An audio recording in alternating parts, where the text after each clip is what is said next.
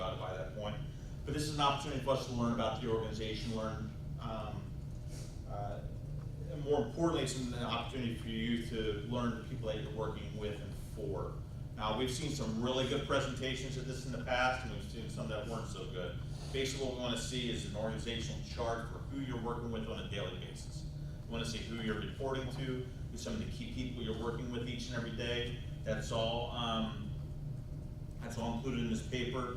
But first, talking about who the organization is, what the organization is, and what they do. So, and a lot of these you can go right to their website and find their mission statement, and then you're basically putting this in the introductory paper. Now, this introductory paper is going to be used later on when you do your final presentation. So, again, you're just taking a lot of the work that you're doing here, and it's you'll be using that in your final paper. It's only a maximum of 2 pages. Basically, want to see who you're working with, who you're working for, the mission of the industry, the clients, customers, who they serve, the products and services that they sell, key individuals you'll be working with, and areas in the organization which you'll be exposed. I don't need to know the entire organizational chart for thousands of people on it. To know who you're working with, who you're reporting to on that chain. Another thing with this is if you choose at the end of when you're doing your internship presentation, some people bring their employers in. It's a nice touch, especially if you had a good experience. If you didn't, probably want to avoid that. But basically, for a 2-page paper is for all of these guidelines. Any questions on the introductory paper? Again, a lot of stuff you'll be able to find online. A lot of which should be covered within your orientation, if in fact you have one. Okay, reflective journals. Now we tried something a little differently. I know this term got a little confusing because we were putting them on Tiger Zone. Now I did that with the class this term with the 4911 as well. It's been a little bit of a test run. Can you give me your feedback on that about posting your assignments on Tiger Zone? Easy, not so easy, good, bad, ugly? Yeah. I think it's a great way to reflect on what you're doing, but the sets and the descriptions don't fit what I'm feeling is relevant to what I'm learning, if that makes sense. So it'll say the categories. Yeah, it's so hard to fit up what we're doing with that because it's very broad statements and it relates to other people, whereas this class focuses on ourselves a lot, and it's just really hard to put them where they should go. Great feedback. Anybody else? I kind of agree with that. A lot of time I'll put it in the learning and reasoning because we're learning. Right. Okay. This is something though past this class. I mean, when you're doing things outside, that's one of the reasons that the Tiger Zone is important. With your co-curricular transcripts, and so you'll be able to look back and you can print those off, and it helps when you're doing your final resume before you're going your career, or the case may be, to reflect on things that you've done. Now, I might do a little bit differently with the 4911 class than before. I might go back to just the Dropbox. But also what we have in there, is, as you know, is you're able to save all of these documents in your what's the name of it? The e-portfolio. I haven't had my caffeine yet this morning. So yeah, saving those things to your e-portfolio is very important. That's just for you. You can share them if you want, but if not, even some of the good papers and everything that you've written, uploading it into your e-portfolio is really important. That way, you're able to hold on to it and reflect on that at a later time. So your weekly reflective journals, basically what we're looking at is by Sunday night for the online class is uploading exactly what you learned for the week. If you're working on projects, which you should hopefully be in your internship, you're reflecting on the jobs, tasks, and projects that you've accomplished, and how classroom knowledge was helpful. That's going to build into a little bit into the presentation at the end, because you're going to reflect the different classes that helped you during internship and anything really helped you and benefited you in college. Hopefully this is one of them. Progress towards learning towards your learning objectives. You have those 5 learning objectives that you and your supervisor both agreed upon. You need to be working towards those each and every week, okay? So I want to see where you're at with regards to the learning objectives on a weekly basis. Problems encountered with job assignments or work environment, or a description of what was impressive for that week, and expectations for the following weeks. Basically, you're looking at what you did, what you learned, and what you want to do in the future, okay? You're doing that every single week, journaling that, uploading it. We're not looking for a novel, just a 1-page paper, but I'm not looking for 2 sentences either. And that's something a lot of people like to upload, and it's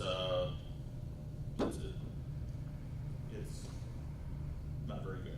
So let's make sure, with the reflective journals Sunday night, if you can't have them by Sunday night, again, just email me, let me know, and whoever's teaching the course, and we'll deal with that. That's most with reflective journals. That's page 43. That's moving on to 44. Internship experience report. This is a little bit more of a lengthy report. So it's 5 pages, and it's using a lot of what you've learned throughout the 12 weeks or longer, depending on how long your internship was. And this is where you're reflecting on the observations of your company's strengths and opportunities, your perceived strengths and opportunities. If you've grown in some areas, you want to note that. This is a great place to do it. What your biggest challenge was during the internship, and then you're going to list each of your learning objectives and your SMART goals and see where you are, if you met those goals or if you did not meet those goals. If you did meet them, talk about that. If you didn't, talk about why you didn't meet those. And again, what would you do differently to accomplish an objective that was not met? If it's a matter of time, that's one thing. If you just need another couple of weeks to wrap a project up, that's one thing. But if it's if it's something skill-based that you didn't learn, we want to know that too. That way, it might be something that you want to continue. You want to continue to focus on. Going up for a second to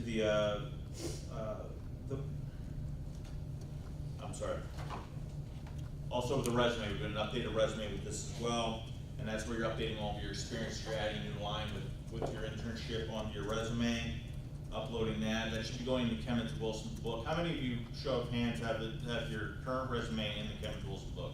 The opt-in? What's that? The opt-in book? Right. Yeah. Okay.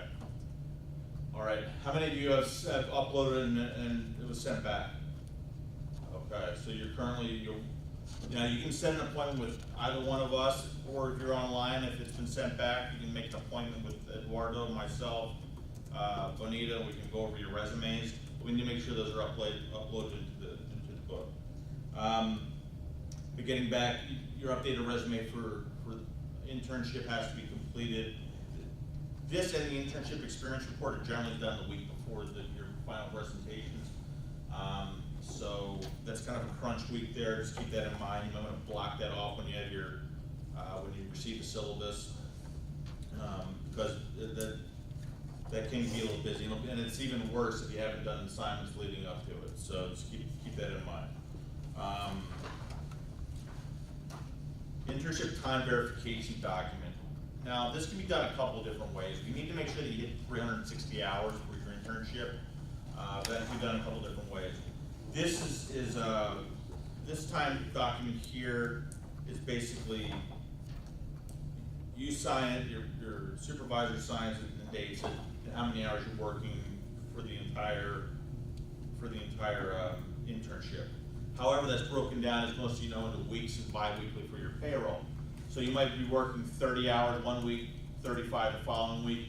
You do a printout of your hours, either through your HR, through your portal there, or have them print something out, or at least keep track of them on a spreadsheet, how many hours you work each day, and then you sign it, have your supervisor sign it, okay? Some people will have to just print off their paycheck, and that's fine too.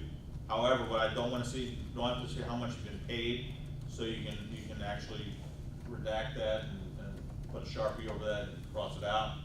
I just wanna see how many hours you've been working, okay? Make sure that your supervisor signs off on that as well. This is very important, it's a large percentage of your grade, and it's a requirement for the class, so,